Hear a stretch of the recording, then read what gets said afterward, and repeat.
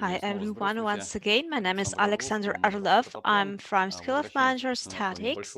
We are getting back after a short break, and we are about to begin our third presentation within our marathon. And thank you very much for the books that you recommended to us. I'm very glad, and I hope to have your book, by the way, and to try to please my road monkey. Well, we are getting further, and the next presentation is dedicated to the topic to the manager. A manager, as a leader, as a coach, were the most stressful element in the business. I would like to share my personal views on the matter, but I would like to start with some idea. Once a year ago, I conducted a seminar and I asked people, what drives you crazy at work? Drives you crazy, I mean, some emotions, probably negative ones, like angry, irritation, anger, such things. And people started answering, and I had about 120 people involved in the survey. And later, I have learned that some situations are quite typical, quite repetitive. For example, when the boss is arrogant with you, or another thing is someone is trying to explain to you, bro, is it tough to you? You feel fatigue, you feel irritation, you get bored with it, and you try to talk together with your colleague, and thus you feel embarrassment, you feel again fatigue, or probably you are interrupted without being listening to the end. You feel anger, or probably some people behave aggressively towards you. You can feel fear, you are furious, or you are frustrated, or probably you feel rage. And another one is when incompetent colleague argues about something they don't understand. They have some authorities and they tell what have to be done, but they do not understand that. Thus, you can be irritated, you can be offended, or they cannot put the things clear to make them clear to you. Again, so on and so forth. I can continue, of course. But as I started analyzing the statistics, I got an idea that all that negative emotions, they are of two types. Probably they mean incompetence of other people, and the second point is the lack of attention to people. If you'll be very attentive, you can see that they're very different things. They are all about techniques, probably, about the hard skills. And the second one is about the soft skills. And I have divided these people into two groups. The first one, they are called A-level students. And the second class, the second group, they are B-level students. They do not have conflicts, they do not argue, and altogether they are trying to achieve their goal. Then, further on, I started realizing the situation, and I have learned that among our students and graduates, or the team leaders, there are two different types of people. A-level, they're perfect in techniques, and the story of their career is pretty clear. At the beginning, he's a good programmer, then he becomes working as a manager. He is the head of the department. And what is annoying actually? Annoying is when someone works worse than they. If you work worse, that means you're not a profi, you're not a professional. They're convinced that the work should be done very well or shouldn't be done at all. Do you remember the Soviet movie, Moscow doesn't believe in tears? Katrina, the heart of the plant, they were her words. The work should be done well or shouldn't be done at all. I had some books, Dragon Book or Donald Knuth in my times. Now, of course, they have another books. And what about the B-level students? They would like to be positive to everyone, to have positive attitude to everyone. They know how to deal with the colleagues, how to talk to them. And this is my story. I'm a B-level student. And well, what is irritating and annoying when someone insults other people, insults the colleagues. This is not great at all. When people feel negative emotions towards other colleagues. What else? The conflicts within the team, their emotions. This is all very bad. We should try to avoid that. The books from Dimarco or Thomas Polsky, and they describe how to work effectively, how to organize your perfect team, but you cannot find the information about what to do when the team is toxic. No information at all, not even a line. In his universe, there are no such matters. And what to do? There is no answer at all. You try not to attract, not to hire such people, then you can learn, you can see some pictures of mine or of someone else. It means that it's not really valuable when you can see. So I mean that you use different tools and you think that only your idea is the right one. What I mean is that these two types are pretty different, but at the same time, they are similar in some ways. Let me explain this to you. The A-level students, they work better, they're professionals, they are in the heart of the teams and are responsible for the results of the team. Other people, they are not so effective, and you have to have responsibility for other people. As I worked on some assistants, we wrote tests for Sun, and we got a team leader, Andrew, and he did 80% of the job. So he worked 12 hours per day, even on the weekends.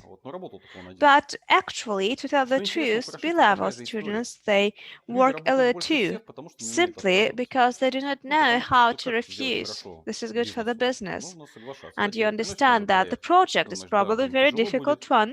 It will be very difficult, but they start working hard. And if the colleagues or other participants of the team, they do not work, you have to do much more work. And they have to know everything, because a true professional, a true expert knows to do everything. And people do not have a right to be negative, they have to be positive, but in fact this is not true, this is normal, this is okay when you feel irritated, for example. So you do not have to hide your emotions. This is not clear how to hide your real emotions actually, but you do not have a right for the negative. Everyone, A and B level students, they do not have a right to make mistakes. And what else? It's simply a model explaining the polarity, and it's quite absurd. Sometimes it depends on the situation. I'm once again a B-level student, but sometimes if I have some work to do, I'm quite aggressive. And so, dear colleagues, what are we discussing for hours? Let's find the right solution to the problem. This is not typical of me, but sometimes that's me in critical situations. Initially, you can do something very well, and you are promoted. Then you think that ideal team, an ideal team, they are all like you. They are all professionals, they are all experts, they are always positive people with positive attitude, but the plateau is the same. You are on the plateau, now you are the head, and you have to fill enough energy to continue moving on. But basically, it is all the same. And then you not have an opportunity to grow because everything is based on the energy, and you are run out of energy, and you do not have an opportunity to move on. And actually, other people, they do not care about you because the task of the business is to generate cash and to grow. No one cares about you. But team lead or manager, we have to substitute someone because the situation is not so frequent and the company gives some time and opportunities to have some rest. It is all about different management styles. There is one, it is a directive one, and the main idea is, the motto is, do as I said. Sometimes it is not so, and I have noticed that is typical of me. For example, for the last 10 years, we have been launching around 200 educational projects, and I consider myself as an expert because I know how to structure a product, how to sell a product, and we hire a new manager. And they have questions because they do not know how to do, and I do. I know that according to my experience. And the team lead, he was or she was a programmer. And it's the directive style, of course. But at this moment, the brain is switched off, and the responsibility is laid on me right now. The brain is switched off by my employer, and he continues this routine, approaching me and making the questions. Well, there is also another type. This is the charismatic one. The motto is follow me. So don't be nervous, cheer up. So you give the energy to people because they are lack of energy. And the third one, that the most important thing, they are people. And you can understand these people better. This is quite typical for B-level students, and it is the name of the style is the fatherly. And the fourth one is the democratic one.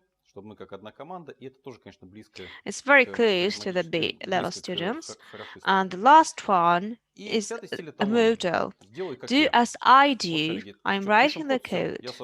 Do as I do. I give you a personal example. Just try to follow me. And all the styles, they are divided. They are different ones. The first two, they are more typical for A-level students, and the last three, they are more typical to the B-level students.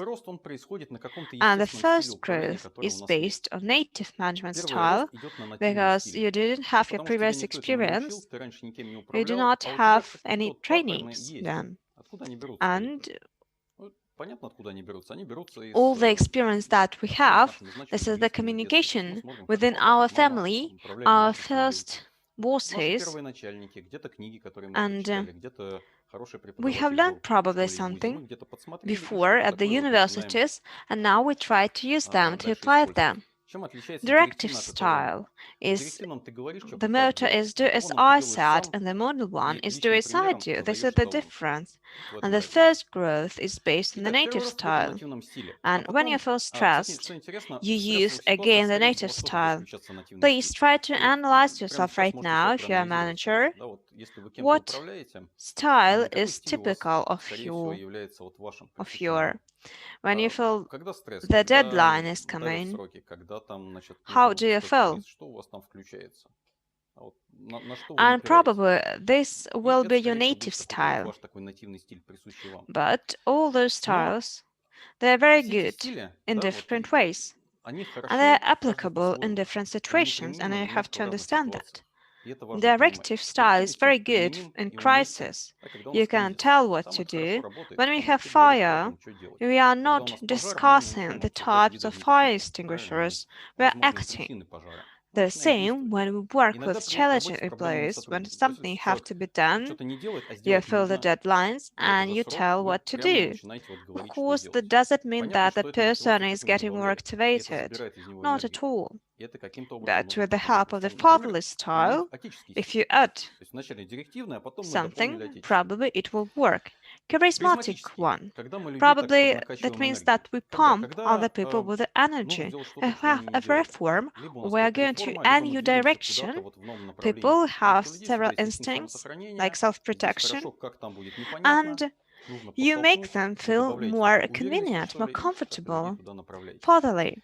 People are in different situations, in difficult ones. They are under stress or have conflicts. Does that mean that you have to provide some support to people? The democratic ones, when you have a kind of stories within your company, and you can ask the opinion of other people, listen to this opinion, and thus they expect that some step should be done. But probably this opinion is not so valuable. This is very important to understand his opinion you have to listen to.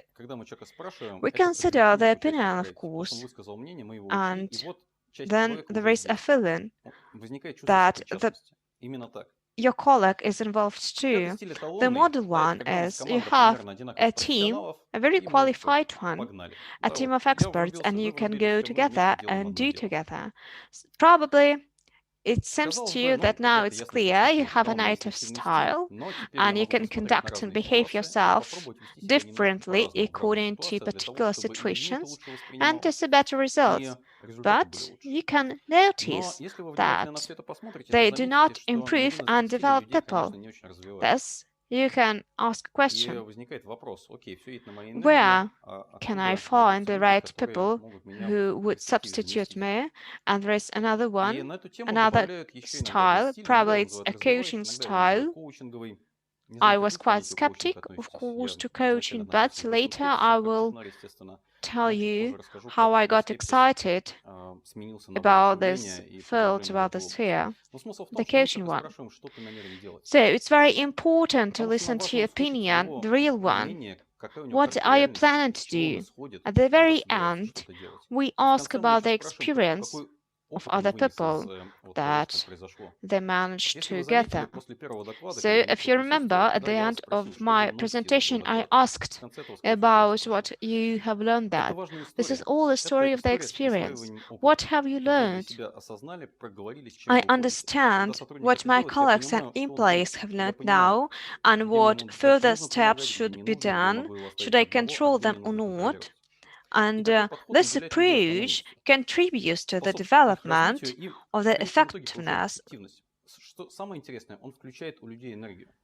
I'm going to suggest an exercise for you, dear colleagues. I'll ask you to remember a person from your life, a meaningful person, except for your parents, who you felt attached to as a child, and try to write down the qualities that set this person apart from other adults in your life, because you had teachers at kindergarten, you had strangers, you had probably teachers at school. So for me, it was my grandfather, for instance, on my mother's side, Grandpa Vanya, and I would spend summers with him near the town of Tver. he was a great influence on me. Another example is Uncle Sasha from the peninsula of Kamchatka, who we had a great relationship with. He only came to see us maybe twice a year, but we were very close. So what set this person apart from other adults in your life? Can you please write down their qualities?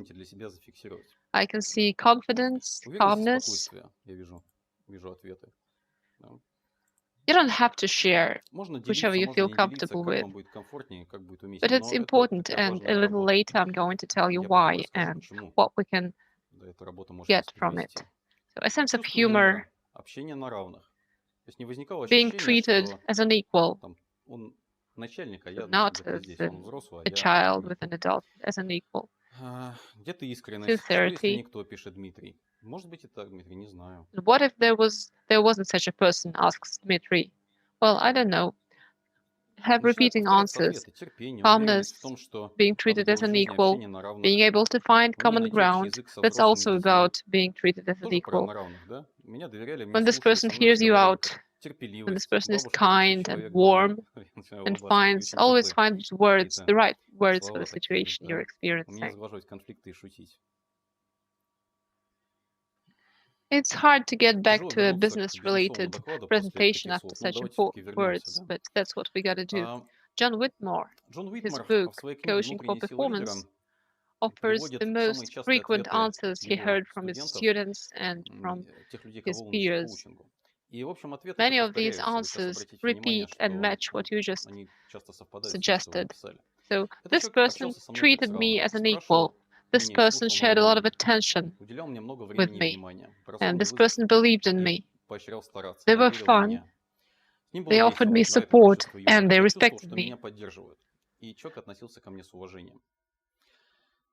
In general, this person created conditions for our growth, because this is an atmosphere that is beneficial for growth, that gives energy, and that helps you develop. It doesn't mean you need to become this kind of person for each member of your team. Let's get this clear from the beginning. However, if this is the kind of attitude, this kind of relationship that you pursue, it is great. And how can we achieve this? Let's consider two dialogues from our cases.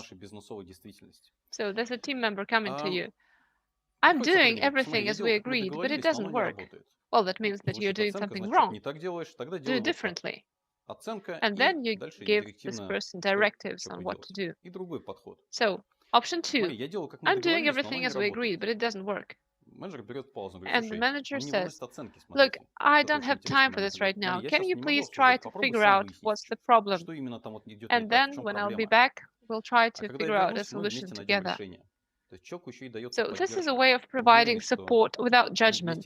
A little later, the team member approaches you and says, hey, I figured this out. I have found the solution and now it works. Then we ask how they did it. And it turned out that they managed to do everything right.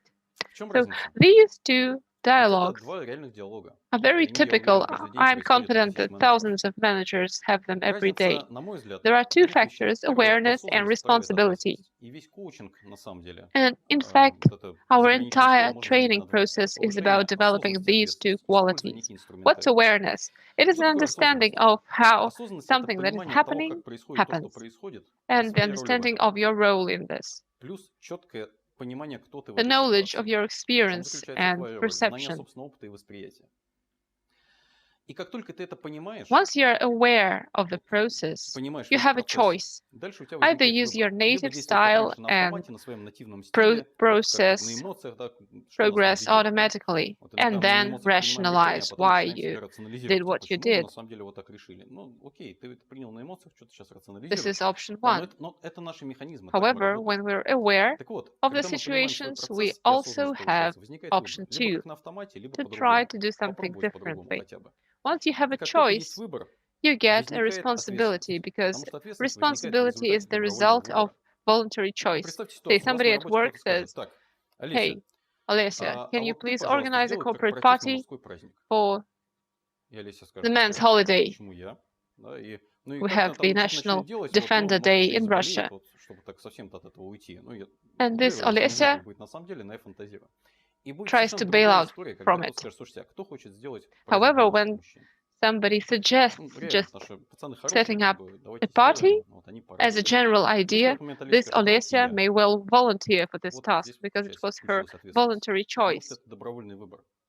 So, dear colleagues, I don't know if you're here at your own initiative or if you've been sent here, but I'm confident that there's a ton of difference between doing something at your own initiative and doing something you're told to do. Because responsibility is the result of a voluntary choice. I'm trying to scroll down through your comments, not to miss anything important, and let's move on. So the developmental management style is about driving your own responsibility and that of your team members. So this is when we're hitting so-called point of tension. A manager always has to balance between three things, between three factors: business interests, team interests, and authority, or power, but I prefer authority. When making a decision, you need to analyze it in terms of the three factors that I've mentioned. I offered a case to my students at one of the trainings. So we have a team, we are implementing a project for our client, and we're doing it in iterations. We're sometimes failing to meet deadlines. And our client approaches our director and says the following: you know, if the team fails to meet the deadline once again, I'm cutting the budget in half. And the director conveys this news to the manager. So the manager is faced with a dilemma whether to convey this message to the team before this crucial, decisive iteration, and what words to choose, and what will the director think if manager fails to convey this to the team. If half of the team knows they may end up fired after an unsuccessful iteration, they may leave right away. So you need to be able to keep everything together, to keep the team stable. Probably the best solution is to be straight, to be open with your team, but to conceal the fact that half of the team will be dismissed. So maybe some dismissals are in order, but not half of the team. However, the manager also needs to express their trust in the team and needs to be able to ask the team whether they're going to live up to the expectations, whether they are up for the task.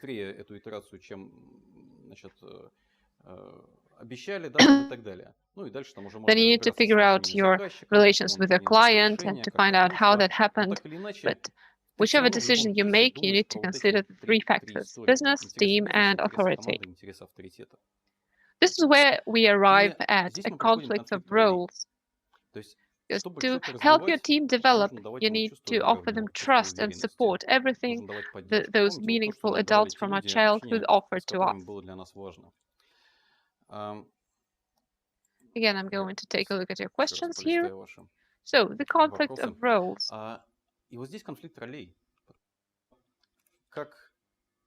I can be very sympathetic of my team members as a person. I can understand their challenges or maybe their special life circumstances, but as a manager, I can feel the urge to fire them. And when these two roles collide in your head, it can lead to a certain difficulty. I faced such situations myself as a manager. Vyacheslav Pankratov and I are both in charge of our company. And when I speak to our managers or team leads, I have a great understanding for them as a human being. For instance, a manager comes to me and says he's reluctant to talk to Vyacheslav Pankratov about something. I'm very sympathetic of him, but then I go to Vyacheslav and say, hey, probably we should fire this person because they aren't performing well. Because you can't have both. You can't be both sympathetic and efficient as a manager. So my solution is to select the team members that you want to develop. Select the team members that you can grant autonomy to. So it doesn't mean that you disapprove of these people, that you disapprove of them personally or professionally. But your attitude is always clear to your team members. And they will see how you feel about them, and probably subconsciously. And then your interaction with them will probably become less efficient. So you need to see the team members who want to develop, to pick them, and to help them develop. This is when efficiency is born. We have 10 more minutes, and I'd like to speak about coaching techniques that are multifunctional, that work well in many situations. I'm going to speak more about it in my third presentation. I'm going to speak about the story of my own burnout and how I arrived at it. When I couldn't find an answer to my questions, I approached a professional coach, a therapist, and I said, "Hey, I'm a grown man, I'm 40. Why am I failing to see the obvious? Probably I need another session." And I realized that it was great that I only needed to do this once a week, and I got useful insights every time. I discovered the root causes of many things I encounter in my work. And I started exploring it. I've been doing it for the last few years, and I'm learning a lot of new things. What I found is that many coaching techniques are useful for managers. You just take them and use them.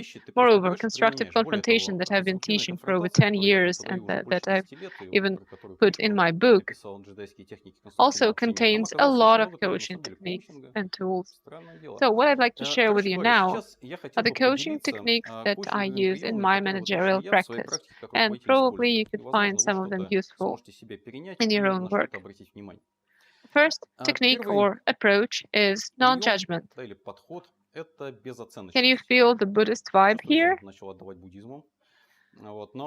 Of course, it's about the same managerial lack of wit that I mentioned before. As we communicate, our words have a lot of meanings, have a lot of judgment and hypothesis and our own opinion and position about something, probably a handful of facts, but still it's a great mixture. So, okay, what's your manager like? Well, you know, he's a complex person, but he is useful to work with. You'll learn a lot. So what's your project doing at the moment? How's your project? Well, you know, it's a bit swampy right now. So you hear a lot of judgment in these words, and it's hard to make any decisions based on someone else's judgment. And you hear judgment all the time at meetings when you discuss problems like the project is great, we're doing cool, the project is wonderful, or you know, something weird is happening here. Well, what do you mean by weird? I'd like to have more interesting tasks to handle. Well, you know, that's not a great thing. Well, you know, I don't think he's entirely trustworthy. What do you mean by that? So this is when I try to get down to the bottom of things, because what I need is facts. We probably have a different opinion with this person about the facts he's talking about. Probably you still have the same values with your team, the same basic values. Otherwise, you wouldn't be working together in, say, 98% of cases. Your values are the same because it's unlikely that you're working with psychopaths and people with serious mental disorders. Most likely you have the same values, but still you have a different picture of reality in your head. You know, there is a coaching metaphor that fits the occasion. Coaches draw something like this on the flip chart and ask, what does it look like? I'm not going to waste time on this right now, but still, Well, it looks like a circle, like a geometric shape. Now, let's take a look. I'm not going to touch the circle, but I'm going to add details. So, I'm going to add this stick here. What does it look like? Well, it looks like a 10. Well, now it's a figure. It's a number. So I'm not touching this again. I'm just adding a couple more details. Like, what does it look like? Oh, it says top. So this circle becomes a letter. So in 1 minute, people change their opinion about this circle here 3 times. So the initial drawing. First, a figure, a shape, and a letter. So which is it? The same happens in your work. You learn more facts and your opinion changes as you go. In my opinion, a good manager always focuses on facts and always bases their decision on facts and not opinions, not anyone else's opinions. The second technique, which is under number 1 on the slide for some reason, is phenomenology, which means observing what's happening. The term comes from the Gestalt approach, and you can use 3 ways of observing things. First of all, speak about what you see, what you hear, and then use some metaphors. Say, in autumn, we had a coaching style management course. We had a group of 30 or 40 people. About 22 people were present in the classroom. And one of the most frequent questions was about managers who use only their energy to drive the team and who want to change this. Interestingly, those who came to us with this request always took too much screen time. Once they started speaking, they would never shut up. And they take up, say, 8 minutes out of 10 minutes of discussion. And they were quite surprised when I told them this. And I also suggested that they observe their behavior in real life, because the amount of time that they spend speaking equals the amount of energy that they invest. Sometimes when people engage in a conversation, you notice there are no pauses. One conversation partner just keeps speaking all the time. And in this situation, you can say that, colleagues, there are no pauses in your conversation. In most cases, it means that people are not hearing each other properly.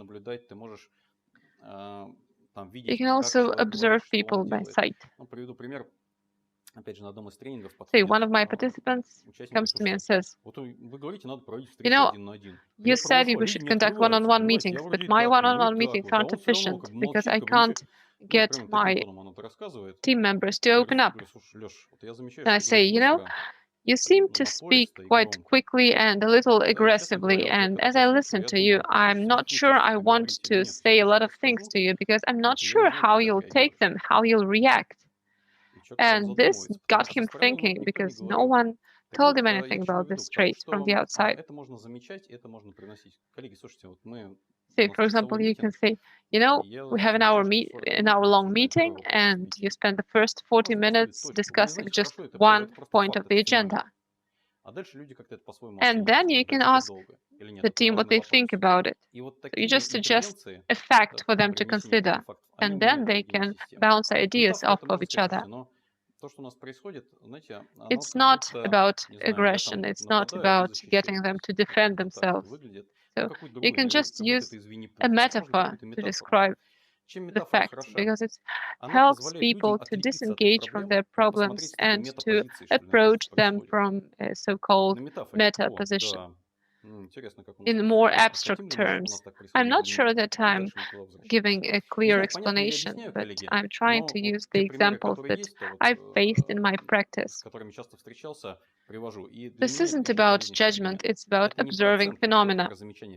The third useful tool is called the coaching arc, and in traditional coaching programs, it is the cornerstone, because a classic traditional coaching session lasts 50 minutes to an hour and a half, and it's always in between 2 columns, and you need to stay within these limits as a coach. So the first column is the initial request. Your client comes to you with a lot of words and everything is mixed up. And then you ask, what's the problem? What's the real problem for you? Again, I'm going to give you an example.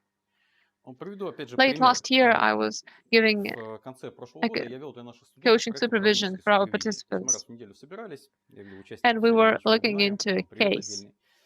I was working as a coach, and I spent half an hour analyzing the case with one of the participants. I'm not going to give you any names because it's all confidential, you know. So I have a colleague who's a manager, and when they run out of arguments, they say, hey, you know, I don't know what to speak about here because it's just a very basic question. So what they do is kind of they devalue my opinion and my position, and they say that, you know, it's not worth discussing. And my question is, what's the problem for you? Well, I don't know what to say. That's my problem. So what's the problem? If you write it down on a piece of paper and you put it on the wall, what would it say? And then we're starting to figure out that the problem is not that this manager can't say anything, but that their boss is present. And this person is afraid that the boss will have their own judgment of the situation. And maybe this situation puts our manager in a disfavorable position. So you need both facts and you need the meaning of facts. So what's happening is happening, but why does it bother you? So if it bothers you, what's your goal? So this is what your colleague says to you, and this is why it matters to you, because your boss is present, and you want your colleague to say something different, and you want your boss not to make the wrong conclusions. What do you want? And most importantly, what are you trying to get out of our conversation? Say, we're in a one-on-one meeting and we have 47 minutes left. What would you like to focus on? And this is when the request, the real request comes in. This is what takeaway your client expects to get out of your conversation. Because the problem sometimes lies in a different area than the one initially selected. Say, a lot of people come to me with a question about money. People feel they aren't appreciated enough and they don't get a compensation that matches their skills. But afterwards, they understand that they don't enjoy their work. They have to suffer something, they have to endure something, and they're trying to compensate for it with money. So probably what they need is not a bigger salary, but a better job, a more enjoyable approach to work. So this is how we figure out the true request. And finally, the second column is the takeaway. What was the most important for you in this conversation, and what will you do next? So when your client chooses something, chooses the most important conclusion, they take responsibility for doing something with themselves. It is a very useful tool that is very frequently used in one-on-one meetings, and it often happens it is often useful in complex situations when your colleague runs to you saying that, hey, we let everyone down because your team isn't responsible enough. So what happened? Oh, you didn't send us a report, but we only expected to send it over tomorrow. So what's happening? What's happening, in fact? I can't help you until I understand the situation.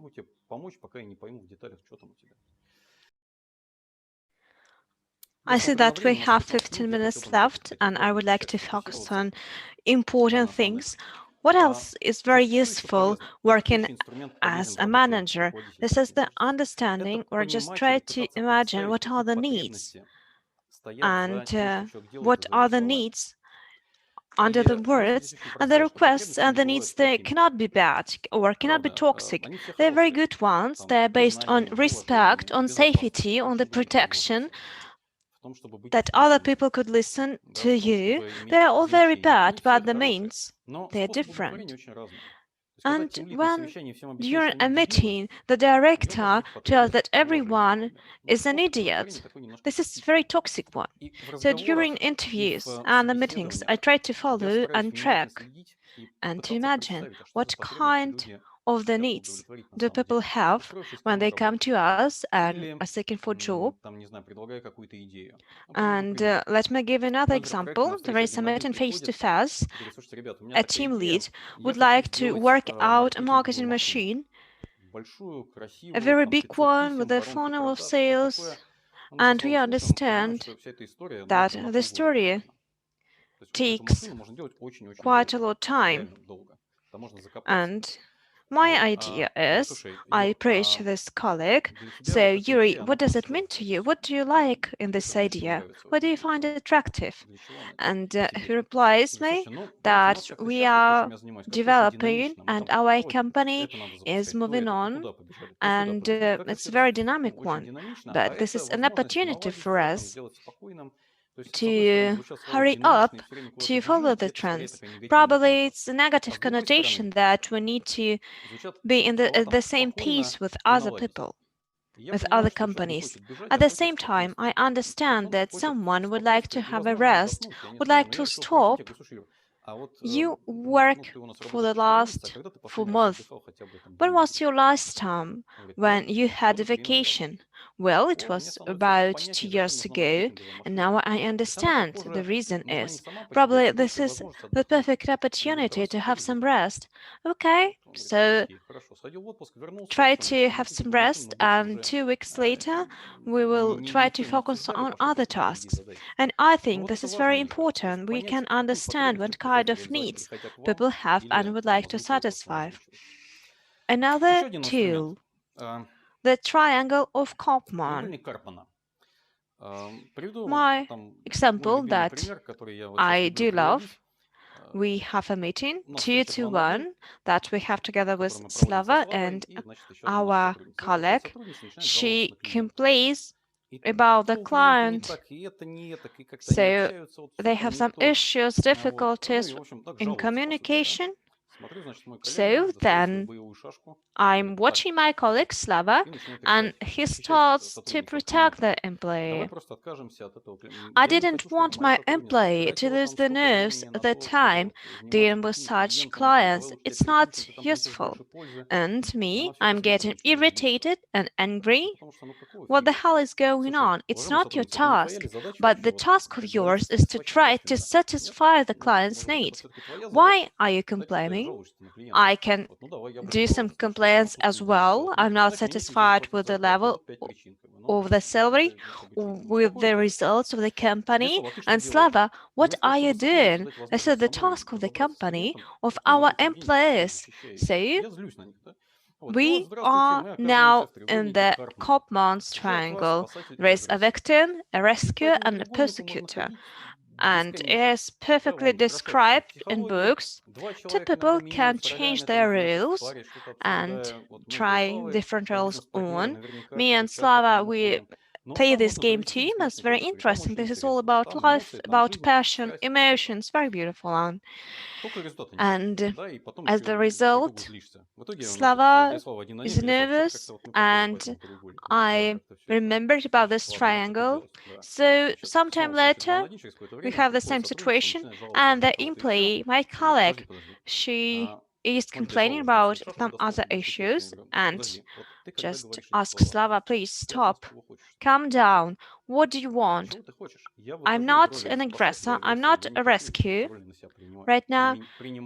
What do you want? Just tell me. Do you want advice? Do you want support? What do you want from me, from us? And as I remember the coach, we need to be able to explain the requests. You can tell me very interesting words, but what is the idea? What is the sense of these words? And you can understand better what other people want from you and what are their expectations. Let me move on. And the sixth tool is the energy tools. Where is the monkey? When we have an employee who prepares the energy and who is responsible for everything that is going on, because the employees might have questions, different questions, something goes wrong, you're not satisfied with something, and my question is, what do you want to hear from me? What should be done? Okay, I can tell you that, but would you please tell me, what do you think about that? What are the conclusions that you made? And next time, I can remind about typical situation that we had before. Do you need some help? What is important to me to have the same level of energy. So the tool number 7 is the balance wheel of life. We have 9 minutes left. It is mentioned in different books. We have used it in 2 situations. The first one was the wheel of employees and the wheel of balance. I told you about the table of features during my first presentation. And what are the features important for the employees? For example, responsibility. Okay, let me put it down here. What else? I don't know. The ability to understand quickly the things, so the velocity. What else? The English language skills. And then we ask the colleague to assess their own abilities and skills. They put some points. Then we have a kind of a figure with many angles. And later we ask questions. What do you think of that? So probably we need to pump up some skills here. And what have to be done to broaden the limits of this figure.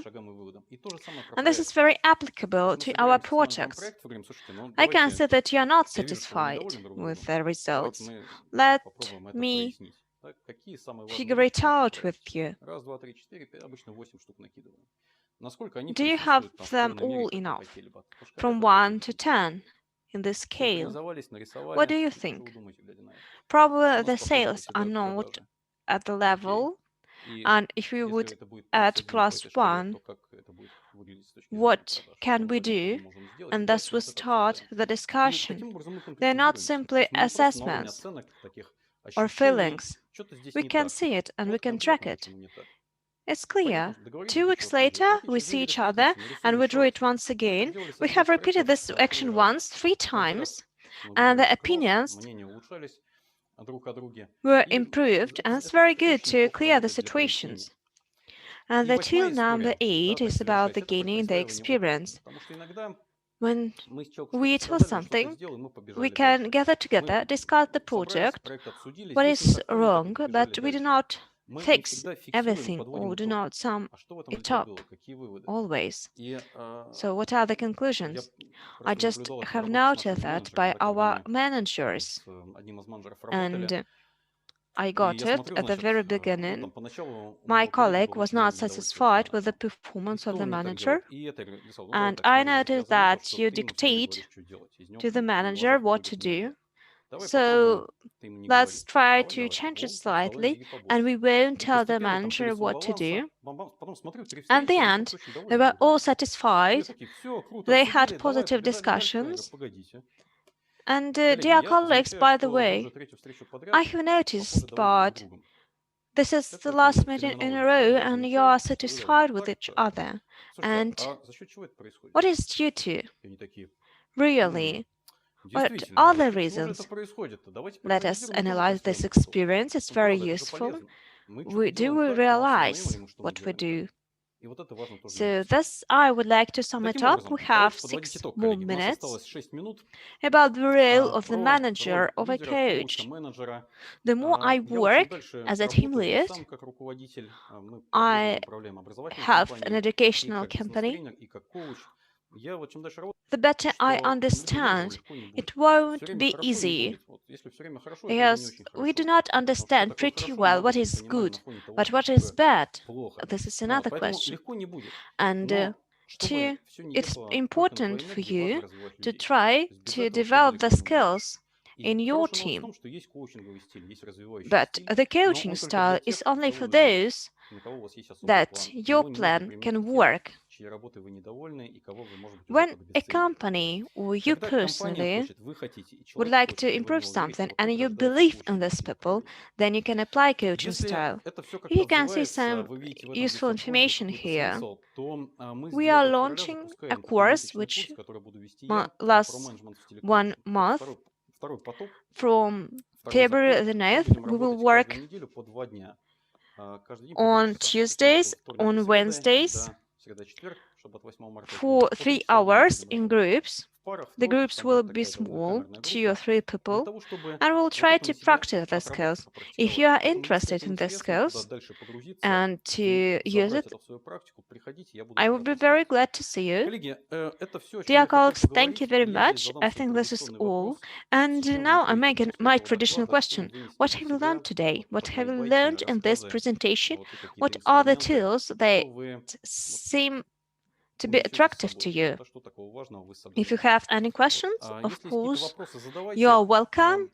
Feel free to ask me. By the way, you can see my email address or my account in Facebook. Even after the first presentation, I got a number of friends, by the way, and I got one letter to my email address. I'm very open to communication to you, and I'm glad to talk to you. The question about the matrix of competencies, I think it depends on the employee and on the skills. You have to analyze how is it applicable to the employees, because everyone is different and you have to find the right approach to them. Thank you for such warm words. I would like to see further questions about communications, about the tasks. The right employee must share their responsibilities, but try to concentrate at the time on the tasks that they can do on their own. And you should also analyze the difficulty of the task. So, like for example, this is what I created, and I give it to another people. This is not great actually, because you create it with your own hands. But you can share the responsibility. Let it be a very small step, but you have to fix it and you have to track it, whether it's successful or not, and then move on. So this is how the situation looks like. Well, I continue reading. The tools are very useful. Thank you. Thank you very much. Thank you for the presentations. Thank you, Evgeny, to you. Literature, books on the topic, references. Actually, I haven't read tons of books. This is all my experience. And I'm really excited actually that I can apply these techniques and that you find them useful too. But John Whitmore, I would recommend you to read his books.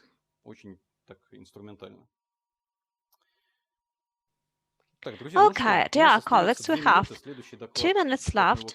The next speaker is Slava Pankratov, and I would like to give you a floor. Slava, please welcome. Inform us about how to manage a team. So we are very difficult in terms of character with Slava, and this is a very big advantage, I think, because you can learn different stuff from us, different approaches, role model, what is better for you. But I do believe this is very useful for you, so grab a cup of tea and continue watching and following us. We have over 600 people with us. I do not have an opportunity to read all the questions, but I will be very glad to answer you later. Thank you and see you later.